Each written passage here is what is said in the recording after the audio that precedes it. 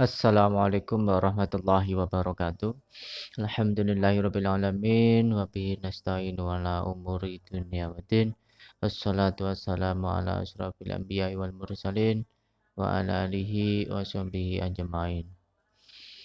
Rabbi shrah li sadri wa yassir li amri wahlul 'uqdatam min lisani yafqahu qawli amma ba'd. Nah, sekalian, pada kesempatan kali ini kita akan membahas tentang syarat sahnya puasa. Yang kemarin sudah tingkatan orang berpuasa. Ini selanjutnya adalah syarat sahnya puasa.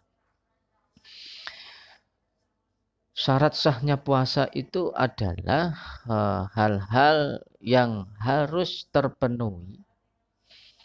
Yang harus terpenuhi sebelum kita melaksanakan puasa. Ini belum terjadi. Belum melakukan puasa, itu harus terpenuhi dulu syaratnya. Jadi kalau tidak terpenuhi syarat salah satu saja, ini puasanya tidak sah. Ya, itu yang namanya syarat. Syarat itu sebelum dimulai.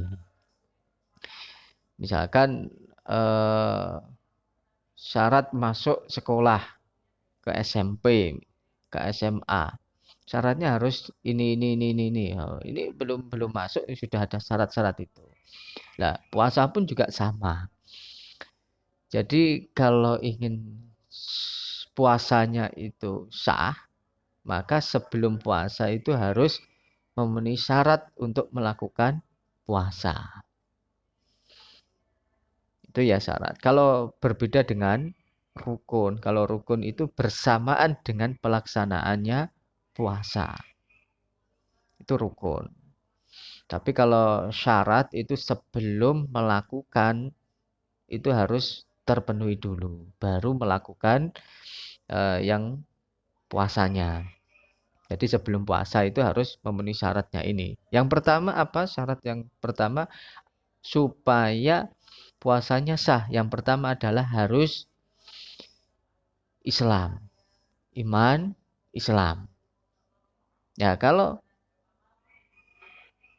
tidak orang Islam berarti puasanya tidak sah. Ya. Jadi syarat yang pertama adalah iman dan Islam. Islam. Kalau tidak Islam berarti tidak sah. Entah itu karena apa memang hari ini sekarang ini adalah syariatnya Nabi Muhammad. Jadi Nabi Muhammad itu syariatnya yang membawa agama Islam. Kalau sebelum Nabi Muhammad, sebelum nabi-nabi terdahulu itu juga ada syariat untuk berpuasa. Atau seperti Nabi Dawud itu juga ada syariat untuk berpuasa 1 hari puasa, 1 hari tidak, 1 hari puasa, 1 hari tidak. Itu zaman Nabi Dawud. Dan zaman Nabi Dawud itu juga disyariatkan disunahkan untuk berpuasa di zamannya Nabi Muhammad sampai hari ini. Untuk kita disunahkan untuk puasa Dawud seperti puasanya Nabi Dawud waktu dulu. Nah, ya yang diwajibkan puasa untuk umat Nabi Muhammad itu adalah puasa Ramadan seperti bulan ini ya. Yang pertama adalah Islam. Selain orang Islam walaupun puasanya sama persis seperti tingkatan yang ketiga kemarin, ya tetap tidak sah, tidak diterima oleh Allah Subhanahu wa taala. Kenapa? Karena sudah expired. Misalkan masuk tiket masuk untuk ke pariwisata misalkan itu ya. Nah, tiket masuk ke pariwisata itu sudah expired, sudah kadaluarsa. Kalau dibuat masuk kan tidak boleh. Begitu pula sekarang ini eranya Nabi Muhammad, Nabi yang terakhir. Nah, memakai tiketnya nabi-nabi terdahulu yang tidak disyariatkan oleh Nabi Muhammad ya sudah tidak sah, tidak berlaku lagi gitu loh. Maka yang berlaku saat ini adalah umat Islam, adalah agama Islam. Jadi agama selain Islam itu tidak sah untuk hari ini. Gitu. Oke. Yang kedua, syaratnya adalah agar puasanya itu sah adalah berakal. Berakal itu yang tidak gila. Jadi kalau orang gila, orang epilepsi gitu ya, itu epilepsi tahu ya, yang tahu-tahu kejang-kejang sendiri. Jadi hilang akal, eh, gila itu ya nggak tahu hilang akalnya gitu. Ya, hilang akal ini diantaranya ya kalau sakit itu ya epilepsi itu juga tidak boleh berpuasa, tidak sah. Walaupun epilepsinya sebentar. Nah, misalkan epilepsi itu pas jam 8 pagi. Jam 8 pagi kemudian sampai jam 9. Kejang-kejang terus itu enggak sah. Itu enggak sah. Puasanya sudah batal. Terus kemudian orang gila, stres. Tapi kadang-kadang dia tidak stres, tidak gila. Terkadang. Kadang-kadang dia gila. Nah, itu walaupun misalkan gilanya hanya sebentar, sebentar ini ya relatif ya. Misalkan ada yang mengatakan ya pokoknya seketika itu dia gila, ya itu pun juga selesai. Jadi tidak batal, apa namanya batal puasanya. Ya itu bisa sebentar, 1 menit itu juga sebentar. Ya maka orang gila, orang yang tidak berakal itu tidak sah puasanya. Walaupun kuat ya sampai nggak makan itu juga kuat, tapi itu tidak sah. Itu harus berakal, harus berakal. Itu yang kedua syaratnya. Terus yang ketiga adalah tamyiz. Tamyiz itu bisa ada yang anak kecil, ya kecil itu ya sebelum dewasa. Nah, tamyiz ini ada yang mengatakan bahwa ini benar, ini salah, itu tahu. Itu sudah dikatakan tamyiz. Ada yang mengatakan bahwa tamyiz itu adalah dewasa. Dewasa itu kalau laki-laki ya sudah pernah mimpi basah. Kalau perempuan sudah haid. Itu syaratnya. Syarat untuk dewasa. Nah, ini ada perbedaan antara pengertian dari tamyiz. Tamyiz itu ada yang membedakan, oh ini benar, ini salah, ini warna merah, ini warna kuning. Sudah tahu perasaan gitu ya. Misalkan ini enggak enak, terus ini ya enggak apa-apa. Nah, ini tamyiz, beneh. Beneh itu ya tahu, sudah pandai. Itu dikatakan tamyiz. Ada yang mengatakan tamyiz di sini menafsiri bahwa tamyiz ini adalah dewasa. Kalau sudah dewasa, syarat dewasa itu ciri-cirinya salah satunya adalah sudah pernah mimpi basah. Pernah kalau laki-laki pernah mimpi basah itu. Mimpi basah itu apa? Mimpi basah itu mimpi kemudian keluar air maninya. Ini kalau yang kelas 6 biasanya, kelas 5 paling paling tidak itu ya, paling cepat. Kelas 6 itu sudah ada yang mulai mulai mimpi basah. Itu tanda-tandanya. Kalau yang perempuan itu tanda-tandanya adalah haid, keluar darah. Nah, ini biasanya sudah mulai kelas 4, itu sudah mulai ada yang haid. Nah, nanti anak-anak perempuan itu kalau keluar darah bukan keluar darah karena kena pisau itu ya, bukan itu yang dimaksud keluar darah kemudian batal puasanya, itu bukan itu. Darah yang keluar itu adalah darah haid. Darah haid itu yang keluar dari vagina. setiap bulan sekali untuk perempuan. Ya, kalau laki-laki itu tadi mimpi basah tanda-tandanya. Terus kemudian tamyiz ini ada yang mengatakan bahwa kalau sudah bisa memahami, sudah mengerti ini warna ini benar, ini salah, itu sudah dikatakan tamyiz. Nah, kalau belum itu ya seperti contoh kelas 1, kelas 2 itu belajar puasa namanya ya.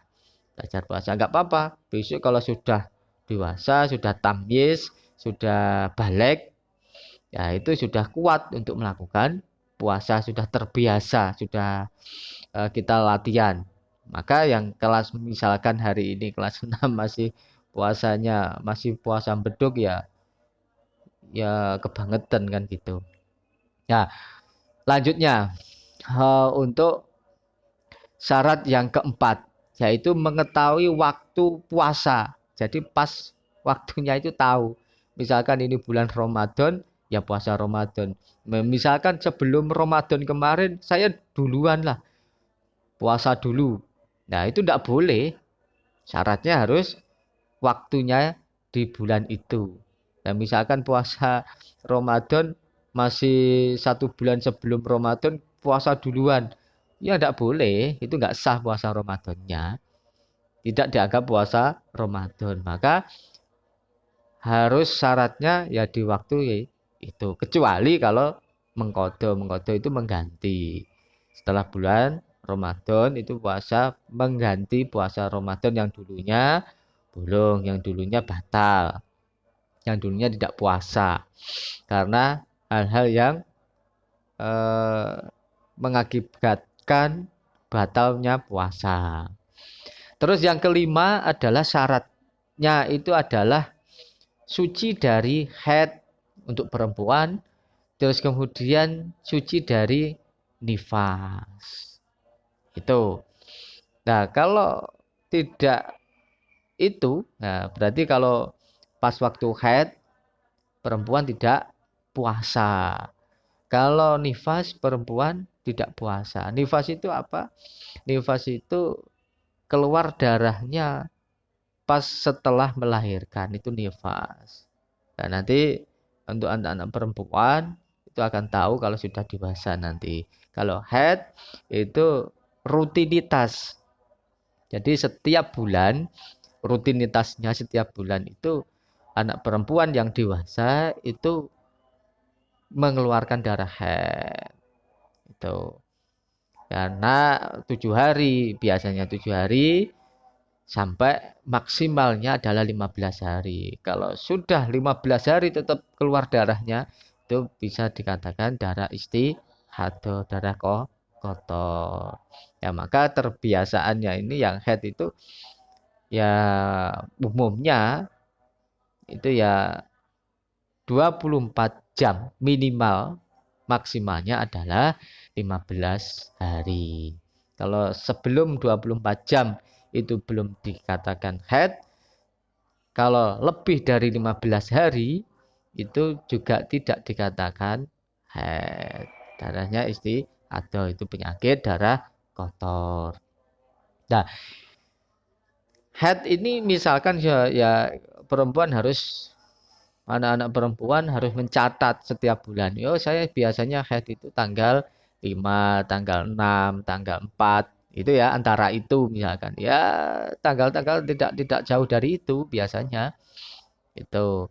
Nah, nanti selesainya itu ya sekitar 7 hari, 8 hari biasanya itu. Ya, kalau 15 hari maksimal. Kalau lebih dari itu ya tidak dikatakan darah haid, itu namanya istihadah. Orang haid itu tidak boleh berpuasa, tetapi harus mengganti puasa setelah suci, setelah bulan Ramadan. Harus dihitung, jangan lupa.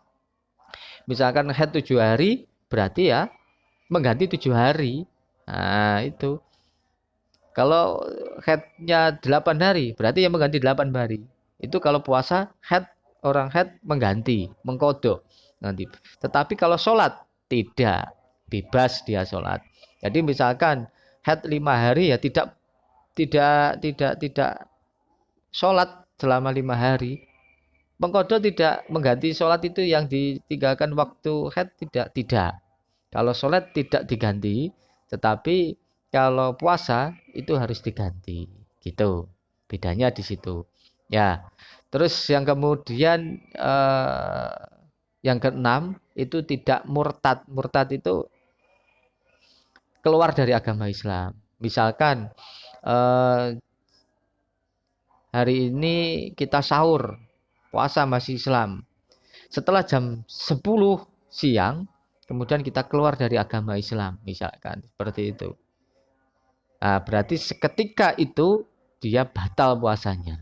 Seketika itu, misalkan dilanjutkan puasanya sampai maghrib juga tidak sah puasanya. Itu dari Pak Agus. Ada kurang lebihnya mohon maaf.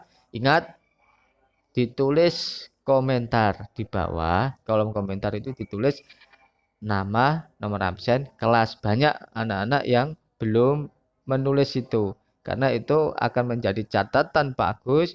Oh, berarti ini yang sudah menonton, sudah mengikuti pelajaran Pak Agus hari itu. Itu ya. Itu untuk hari ini adalah kegiatan Pondok Ramadan. Jadi kegiatan Pondok Ramadan itu sebagai penanda karena ini adalah pandemi, maka daftar hadirnya diganti di kolom komentar ditulis nama, nomor absen dan kelas supaya Pak Agus nanti bisa melihat siapa yang sudah mengikuti pelajaran dari Pak Agus. Demikian wallahumma fiqil. Assalamualaikum warahmatullahi wabarakatuh.